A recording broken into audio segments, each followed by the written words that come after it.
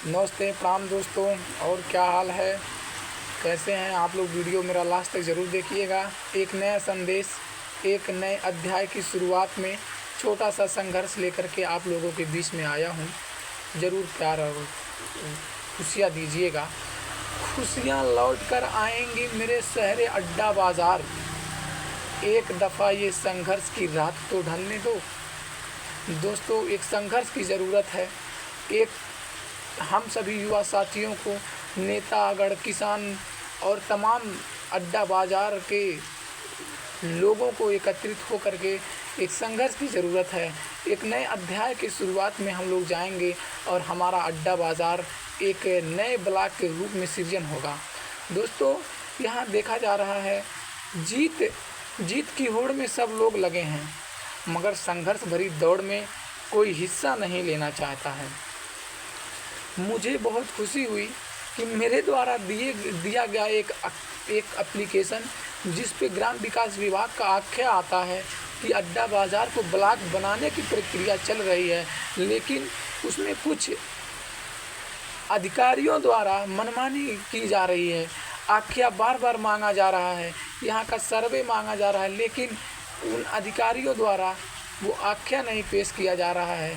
साथियों, हम तो जानते हैं, आप लोग तो जानते हैं कि जो कुछ भी पीछे हो चुका है उसे तो बदला नहीं जा सकता है, पर उसका होश में सामना कर लिया जाए तो जो होने वाला है उसे ज़रूर बदला जा सकता है। साथियों, एक बार हम लोग होश में आकर के सभी नेतागढ़, सभी किसान और सभी विद्यार्थी, सभी युवा साथियों से मेरा निवेदन है, एकत्रित होकर के यदि हम लोग संघर्ष करना शुरू कर दें तो हमें लगता है हमारा ये अड्डा बाज़ार एक बड़े ही अध्याय का शुरुआत करेगा और पूरे उत्तर प्रदेश में एक नए ब्लॉक के रूप में सृजित होगा और उसका नाम होगा अड्डा बाज़ार।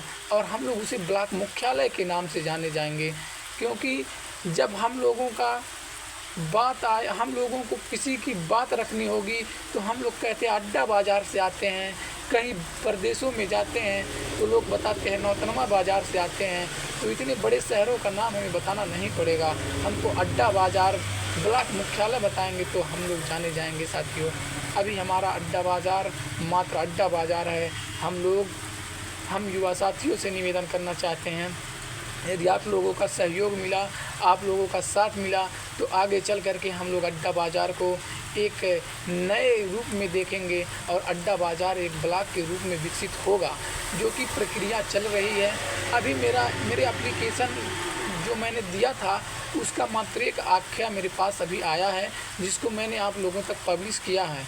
आने वाले 11 तारीख को एक आख्या मेरा और आएगा, जिसमें ये हमको जानकारी स्पष्ट मिल जाएगी मेरे अड्डा बाज़ार को ब्लॉक बनाया जाएगा या नहीं, क्योंकि उसमें मैंने अड्डा बाज़ार के हर भौगोलिक स्तर को मैंने वर्णन किया है उस एप्लीकेशन में, जिसको कहीं ना कहीं ग्राम विकास विभाग के सचिव को देखना होगा और वो देखेंगे ज़रूर और उसमें विचार और मनन करेंगे कि क्या अड्डा बाज़ार वाकई ब्लॉक बनाने के लायक है।